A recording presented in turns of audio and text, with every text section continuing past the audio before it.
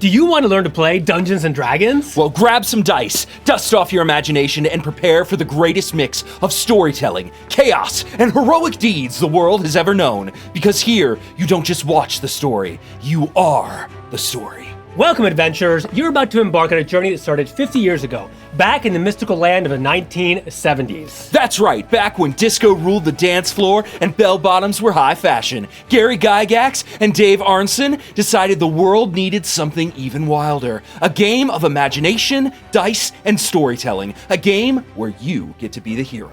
That hero could be a barbarian smashing enemies with a hammer, a wizard summoning lightning from the sky, or if you're feeling really bold, a bard. Yes, the ones that play music in the middle of battle to seduce a dragon. And trust us, it always works. Somehow. And the game, it was called Dungeons & Dragons, or D&D for short. You and your friends create characters, form a team, an adventuring party, and set off on a fantastical quest. Your DM, that's the Dungeon Master, acts as the narrator, the referee, and the occasional tormentor, making sure your journey is as thrilling as it is perilous. Imagine it. Magical worlds brimming with ancient ruins, dragons, treasures, and enough danger to make your knees weak, palms sweaty. But hey, no need to panic. The power of imagination fuels D&D. You, your friends, and a handful of dice determine whether you'll emerge victorious or, well, fail while trying to climb a simple ladder, which happens more often than you think. The beauty of D&D is that you can be anything you want to be. Are you a hero? Be a player. Want to destroy?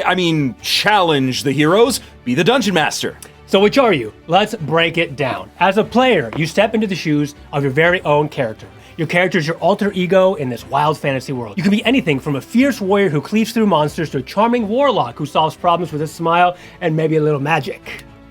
Once you've made your character, then join an adventuring party, which is just a fancy way of saying you and your friends band together to do awesome things. Each character brings their own unique skills to the table. You might be a sneaky rogue, a beefy fighter, or a spell-slinging sorcerer. And trust us, when your party begins to work together, you'll feel like the Avengers. Except, with more axes, but just about the same amount of exploding buildings.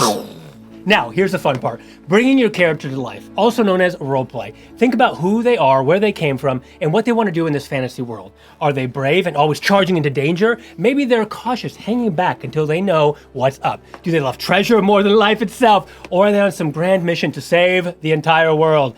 Giving your character a goal or personality quirk makes everything way more fun for you and your party. And don't worry, you don't need to be a Shakespearean actor to make it work. It's all about the choices that feel right for your character. Is your bard going to try to charm a guard with some smooth talk? Or will your paladin decide that talking to the suspicious guy in the corner is a waste of time and instead just draw their swords?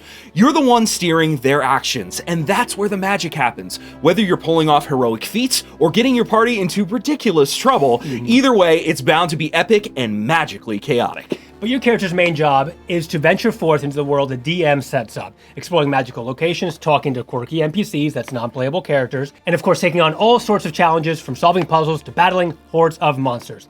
And while the DM controls the monsters and NPCs, they aren't necessarily your enemy. They're more like the chaotic neutral beings that ensure everyone's having fun, even if fun is being dropped into a pit of hungry direwolves. If you want to be the one behind the screen pulling the strings, maybe you're destined to be a dungeon master. You're the storyteller, world builder, and the ultimate referee of the game. Think of it like this. You build a scenario, filling it with characters, traps, monsters, awesome magic items, and then you let your players take the spotlight. As the DM, you guide the story, describe the scenes, and watch as your players drive headfirst into the wicked chaos that you've cooked up. Being the DM is like creating your own magical sandbox, or you can even use a pre-made one to keep things really easy. The players decide where to go and what to do, and you get to craft a world of wonder, whether that's a spooky haunted mansion, a dense enchanted forest, or the tavern where every good adventure begins. You're the architect behind every battle, thrilling mystery, and dramatic plot twists. And of course, you get to make the most important decisions like, will this trapdoor lead to treasure or a pit full of snakes? Spoiler alert, it's snakes. You also adjudicate the rules when players try to do something ambitious like swinging on a chandelier while throwing daggers at goblins. You get to decide how difficult it is based on the game's rules and then tell them to roll for it, which we'll talk about in a bit. But overall, simple, right? Well, just wait until they try to convince a dragon to give up its treasure hoard without a fight. Ooh. But whether you're a player or the DM, D&D follows a simple but exciting rhythm. Describe, act, react, and let's break it down. Step 1, the Dungeon Master describes the scene. You enter a dimly lit chamber. Ancient stone pillars line the wall. The air is thick with dust. At the far end of the room, you see a massive golden treasure chest, but something feels off. Step 2. The players describe what their characters do. Maybe your rogue sneaks forward to check for traps, your wizard casts a spell to sense magic, and your fighter just charges straight towards the treasure. Bold move, fighter. Step 3, the DM narrates the result. As your rogue approaches the chest, the floor beneath you suddenly clicks. The ground shakes and a massive boulder begins to roll towards you from the shadows. You guessed it, now it's time to roll some dice and see if you can outrun that boulder. The cycle of describing, acting, and reacting repeats itself as you adventure through dungeons, towns, forests, and beyond. Sometimes you'll be chatting up a mysterious NPC, other times you'll be running from an army of skeletons. Every roll of the dice adds an element of surprise, whether it's good or catastrophically bad. And speaking of dice, let's talk about them now. The D20, or 20-sided die, is the star of the show. Your DM will ask you to roll it whenever you try to do something that is more than mundane, whether it's swinging your sword or convincing the local guard to let you in the castle.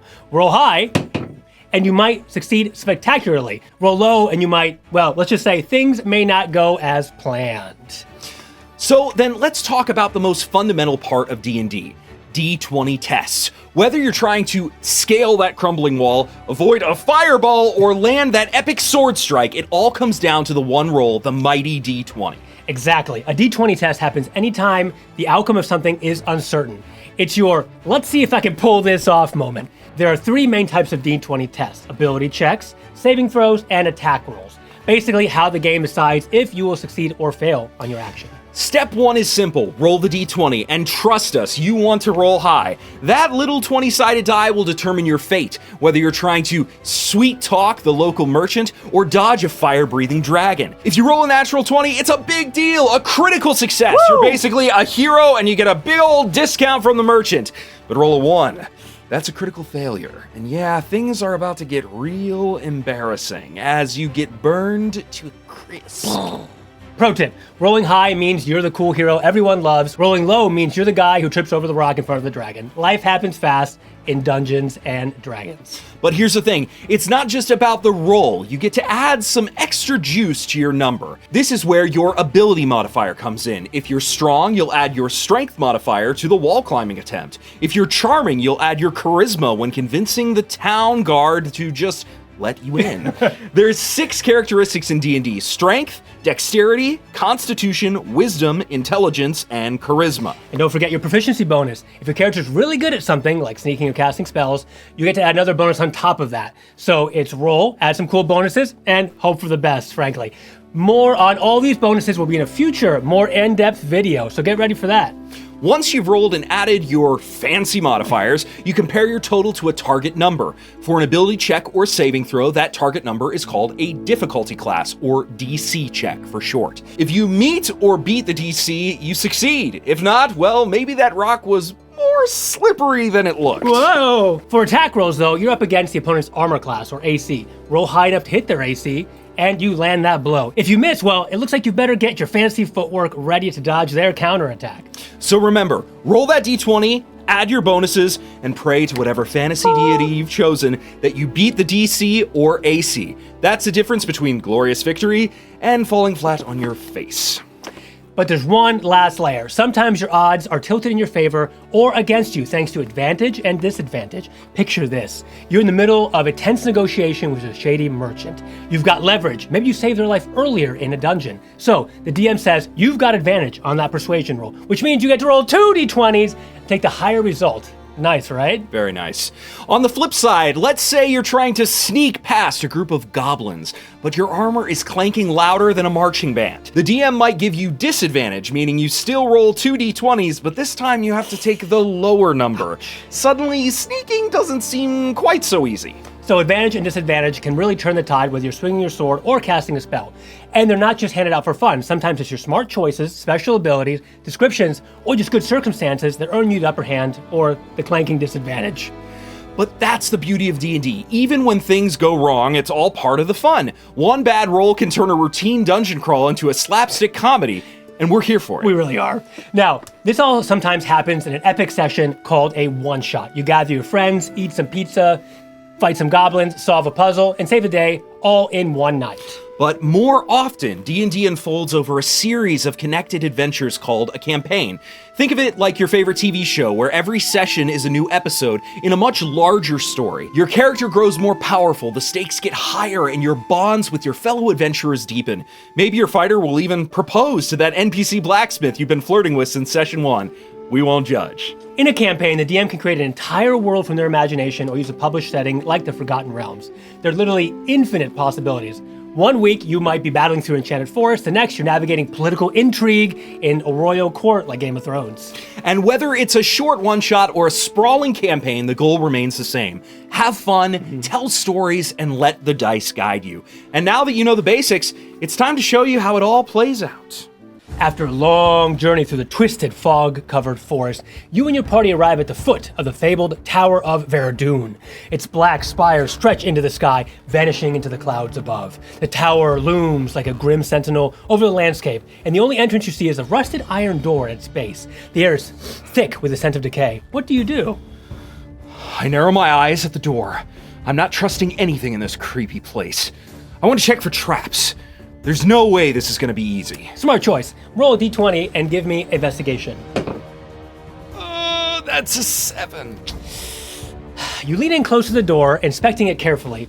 But it looks just like an old rusty door to you. Nothing unusual here. Probably safe. Oh no! Probably safe? I don't like the sound of that, but I'll open the door very slowly. You cautiously open the door with a loud creaking groan. Inside you see a grand hall lit by flickering torchlight. Thick cobwebs cling to the pillars and a cold draft cuts through the room. At the far end you spot a grand staircase spiraling upwards. But just as you've taken some steps forward, the ground beneath you begins to shift. With a loud click, chunk, a hidden trap is triggered. Spikes shoot out from the walls and the ceiling begins to lower slowly above you. Time to make a dexterity saving throw. 19! Oh yeah! I dive out of the way like a total acrobat. Your quick reflexes save you from the spikes. You're lucky. As you roll into a defensive stance. The ceiling is still coming down though. What's your next move? I yell for the rest of the party to sprint towards the stairs. Let's get out of here before the place crushes us! Okay, they and you all dash towards the stairs, past the lowering ceiling trap, but as you reach the bottom step, the air suddenly grows colder.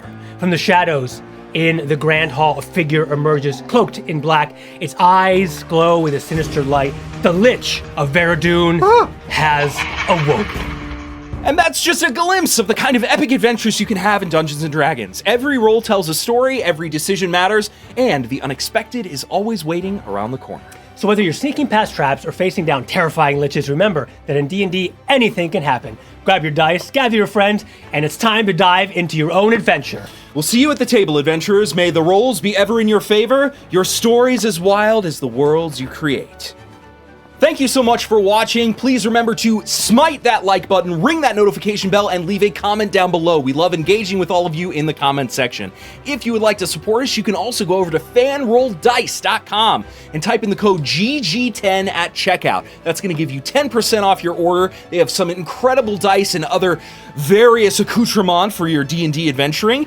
And we're going to get a little bit of that kickback so that we can continue producing this awesome content for all of you adventurers out there. And you can support us directly by pressing the join button on our channel homepage. You can become a Green Squire, a Green Lord, a Green Knight. You earn awesome perks and benefits like a little tag by your name and early access to videos such as this one. So we hope this helps you level up your game, and thank you very much for watching. Until the next video.